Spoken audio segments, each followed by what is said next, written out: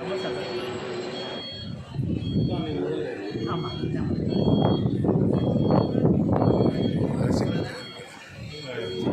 அரசியல் வந்து இப்போ இந்த இதில் வந்து எப்படி போயிட்டு இருக்கு? அரசியல் என்ன, அரசியல் மாதிரியே போய்கிட்டு இருக்கு. எல்லாரும் ஒவ்வொரு விதமாக அவங்களோட அபிப்பிராயத்தை சொல்லிக்கிட்டு இருக்காங்க. பாசிட்டிவாக சொல்கிறவங்களோ நெகட்டிவாக சொல்கிறவங்களோ நடந்துகிட்டு இருக்குது. எலெக்ஷன் வரும்போது தெரியும். எல்லாமே ஆஸ் இட் இஸ் இப்போ இருக்கிற தமிழ் மக்கள் ஆசைப்படுற மாதிரி அவங்களுக்கு நல்லதாக கொஞ்சம் மன நிம்மதியோட உள்ள ஒரு வாழ்க்கை எல்லாரும் ஆசைப்படுறாங்க. அது கிடைக்கணும். ஸோ அதனால் எல்லாமே நல்லபடியாக நடக்கணும்னு என்னோட ஆசை.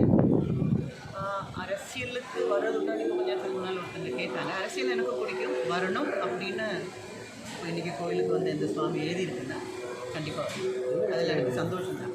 எந்த கட்சின்றது அப்போ நான் சத்தியமாக உங்களுக்கு இப்போ திரைத்துறையிலேருந்து விஜய் வந்திருக்காரு. இப்போ அவருக்கான ஆதரவு எப்படி இருக்கும்? அந்த திரைத்துறையிலேருந்து தொடர்ந்து வராங்க, இதை எப்படி பார்க்குறீங்க?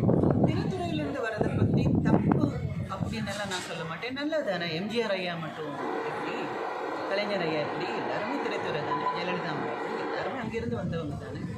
நம்மளுக்கு ஒருத்தங்களை பிடிக்கும் அப்படின்னு இருக்கும்போது அவங்க ஏதாவது சொன்னால், அவங்க ஏதாவது செஞ்சால் அதை நமக்கு நல்லதுக்கு தான் செய்வாங்க, நல்லது தான் சொல்லுவாங்க அப்படின்ற ஒரு நம்பிக்கை நம்ம மனசுக்குள்ளே இருக்கிறதுனால திரைத்துறையிலேருந்து வரும்போது அவங்க மேலே மற்றவங்க மேலே இருக்கிறத விட கொஞ்சம் எக்ஸ்ட்ரா பாசமும் மரியாதையும் இருக்கும். அவங்க நம்மளை அதை செய்ய மாட்டாங்களா, நல்லது பேச மாட்டாங்களா அப்படின்னு இருக்கும்.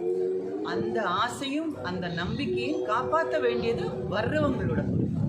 சும்மா நான் ஃபேமஸாக இருக்கேன், நான் சொன்ன உடனே எல்லோரும் ஓட்டு போட்டுடுவாங்க, எனக்கு அவ்வளோ ஃபேன்ஸ் இருக்குது, இவ்வளோ ஃபேன்ஸ் இருக்குது, அது வேறு, நிஜ வாழ்க்கை வேறு. ஃபேன்ஸு வேறு, நிஜ வாழ்க்கையில் இருக்கிற மக்கள். ஸோ மக்களுக்கு நம்ம நல்லது செய்கிறதுக்கு மட்டும்தான் நம்ம நினைக்கிறோமே தவிர ஃபேன் மேலே இருக்கணும்னு சொல்லிட்டு அந்த ஒரு இது இருக்கக்கூடாது, அந்த ஒரு மெதட் இருக்கக்கூடாது. அவங்க ஆசைப்படுறது ஒரு 10 விஷயம் அவங்க ஆசைப்பட்டால் ஒரு 5 விஷயமாவது பண்ணி கொடுக்கறதுக்குள்ள மனசும் அதுக்கு தேவையான டைமும் எடுத்துக்கலாம். நான் பெரியவன்னு சொல்லி உட்காரக்கூடாது, இறங்கி நடந்து போய் அவங்களோட சேர்ந்து செய்யும். அது யாராக இருந்தாலும், சின்ன வயசோ பெரிய வயசோ, அரசியல் எக்ஸ்பீரியன்ஸ் இருக்குது இல்லை, அரசியல்னு முடிவு பண்ணியாச்சுன்னா ஜனங்களோட சேர்ந்து தான் ஆகணும். அதுதான் உங்களுடைய கடமை. Okay, thank you.